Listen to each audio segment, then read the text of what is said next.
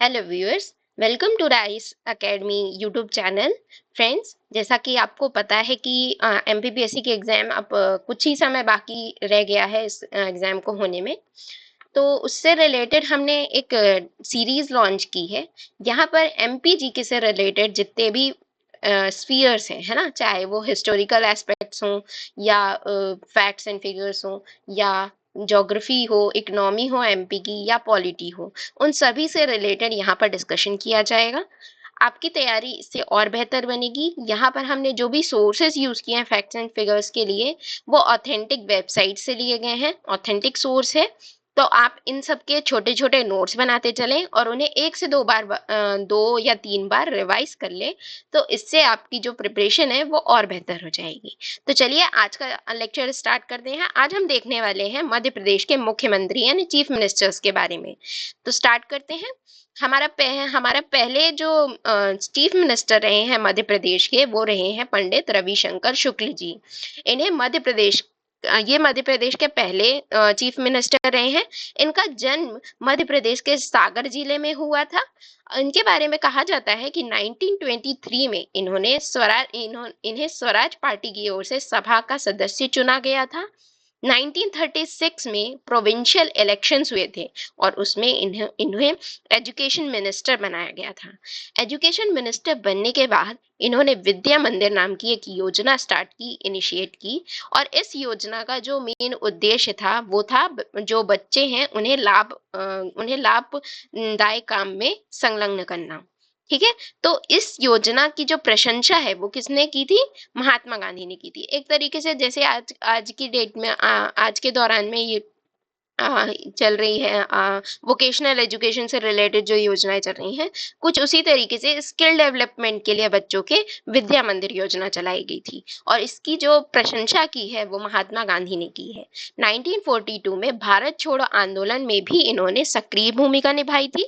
ये किसके constituent assembly के मेंबर रह चुके हैं, यानी संविधान सभा के सदस्य रह चुके हैं। और यहाँ इन्हें मध्य प्रदेश में पुरोधा नाम के टाइटल से काफी जाना जाता है, ये प्रचलित है पुरोधा नाम से। ओके, नेक्स्ट हम आते हैं। तो नेक्स्ट है हमारे श्री भगवंत राव मंडलोई जी। ये हमारे मध्य प्रदेश के दूसरे मुख्यमंत्री रहे हैं। इनका जन्म स्थल जो है वो खंडवा जिला रहा है।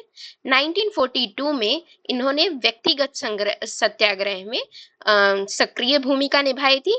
अब आपको कमेंट बॉक्स पे कमेंट करके ये बताना है कि भारत में व्यक्तिगत सत्याग्रह यानी इंडिविजुअल सत्याग्रह का इनिशिएशन किसके द्वारा किया गया था। ठीक है, आपको ये कमेंट बॉक्स पे कमेंट करके बताना है। इसके बाद आगे देख लेते हैं। ये भी मेंबर ऑफ कॉन्स्टिट्यूएंट असेंबली रहे हैं, संविधान सभा के एक सदस्य रहे हैं। और इनके बारे में जो सबसे इम्पोर्टेंट फैक्ट है वो ये है कि ये पद्म इकलौते ऐसे चीफ मिनिस्टर रहे हैं मध्य प्रदेश के जिन्हें पद्म भूषण से नवाजा गया था। इसके पहले जो हमने रविशंकर शुक्ल जी के बारे में देखा था, इसके बारे में एक और प्रमुख तथ्य आपको मैं ये बता दूं कि ये मध्य प्रदेश के इकलौते ऐसे मुख्यमंत्री रहे हैं जिनका निधन इनके कार्यकाल के दौरान ही हो गया था। चलिए आगे बढ़ते हैं। हमारे अगले मुख्यमंत्री जो बने थे वो थे श्री कैलाशनाथ काटजू जी। इनके बारे में एक प्रमुख तथ्य आप देखने से पहले ये देख लेते हैं कि इनका जन्म स्थल क्या है। इनका जन्म स्थल है जावरा रतलाम। जावरा रतलाम जो है एक और चीज के लिए फेमस है, यहाँ पर पहली शुगर मिल डाली गई थी। ओके, और जो इनका जन्म स्थल है वो जावरा रतलाम रहा है। केंद्रीय मंत्रिमंडल में गृह मंत्री और विधि मंत्री के रूप में नियुक्त किया गया था इन्हें। और इनके बारे में एक और प्रमुख तथ्य ये भी है कि कैलाशनाथ काटजू जो थे ये पहले डायरेक्ट इलेक्शन के द्वारा चुने गए थे। और दूसरा तथ्य ये है कि जवाहरलाल नेहरू की कैबिनेट में मिनिस्टर के पद पर ये नियुक्त हुए थे। तीसरा इंपॉर्टेंट फैक्ट इनके बारे में ये है कि ये गवर्नर रह चुके हैं उड़ीसा और वेस्ट बंगाल के। इन्होंने एज अ गवर्नर सर्व किया है in Orissa state and West Bengal state. Okay, इसके साथ ही आगे बढ़ते हैं। अगले जो चीफ मिनिस्टर रहे हैं वो है श्री द्वारिका प्रसाद मिश्र जी। इनके बारे में कहा जाता है कि इन्हें मध्य प्रदेश के राजनीति के चाणक्य के रूप में जाना जाता है। राजनीति के चाणक्य की संज्ञा दी जाती है मध्य प्रदेश में इन्हें।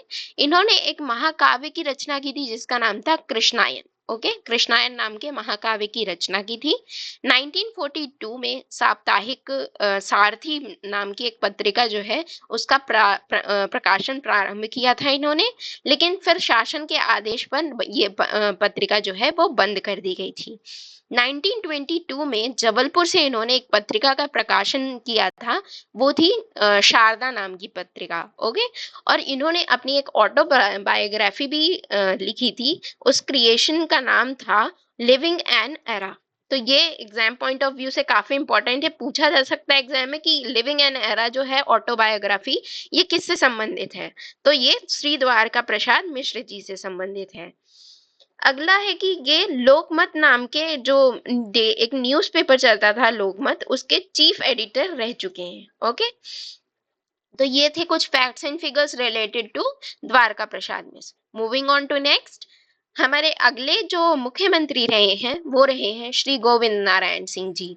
इनका जन्म स्थल जो है वो रामपुर बघेलन सतनाम को कहा जाता है कि सतना में इनका जन्म हुआ था।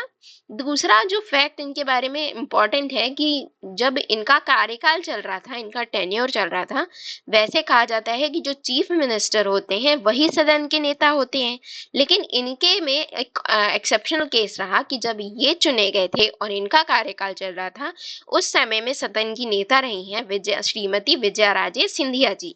ओके, ये किसके पुत्र रहे हैं? तो ये जो अवधेश प्रताप सिंह जी रहे हैं, जिनके नाम पर आज भी रीवा में अवधेश प्रताप यूनिवर्सिटी चल रही है, तो उनके बेटे रहे हैं, ये उनके पुत्र रहे हैं। और इनके बारे में एक मोस्ट इम्पॉर्टेंट फैक्ट जो पूछा जा सकता है वो है ये कि इन्होंने गवर्नर के रूप में सर्व किया है इन बिहार स्टेट। नेक्स्ट उसमें चलते हैं, तो देख लेते हैं नेक्स्ट हमारे जो मुख्यमंत्री बने हैं वो है श्री राजा नरेश चंद्र जी। इनके बारे में सबसे मोस्ट इम्पोर्टेंट फैक्ट जो है वो है ये कि ये मध्य प्रदेश के पहले आदिवासी मुख्यमंत्री रहे हैं। ओके, और जो राजा नरेश चंद्र जी हैं, इनका जो जन्म है, जन्म स्थली इनकी रायगढ़ छत्तीसगढ़ रही है। रायगढ़ छत्तीसगढ़ में इनका जन्म हुआ था। और इनके बारे में कहा जाता है कि 1959 में इन्हें जिला कांग्रेस कार्यकारिणी समिति, प्रोविंशियल कांग्रेस कार्यकारिणी समिति और अखिल भारतीय कांग्रेस कमेटी का सदस्य चुना गया था। ओके, और ये इनके लिए एक और इम्पोर्टेंट फैक्ट ये भी हो जाता है कि ये सारंगढ़ रियासत, जो छत्तीसगढ़ की सारंगढ़ रियासत है, उनसे संबंधित रहे हैं। तो आज के लिए इतना ही फ्रेंड्स। जो भी यहाँ पर आज फैक्ट्स एंड फिगर्स डिस्कस किए गए हैं, उन सभी के लिए हमने सोर्स के रूप में यूज किया है एमपी विधानसभा की वेबसाइट को। तो ये ऑथेंटिक सोर्स है। आप इसके छोटे छोटे नोट्स बनाएं और उन्हें 2 से 3 बार रिवाइज कर लें, तो ये आपको बहुत ही अच्छी तरीके से प्रिपेयर हो जाएंगे और आपके एग्जाम में काफी हेल्पफुल होंगे। तो इसके लिए थैंक यू। आपने ये लेक्चर, आशा करते हैं आपको यूजफुल लगा हो और आपने ये पूरा लेक्चर अटेंड यदि किया है तो आगे की सीरीज के लिए भी आप हमारे साथ बने रहिए। Stay tuned for further updates. Thank you.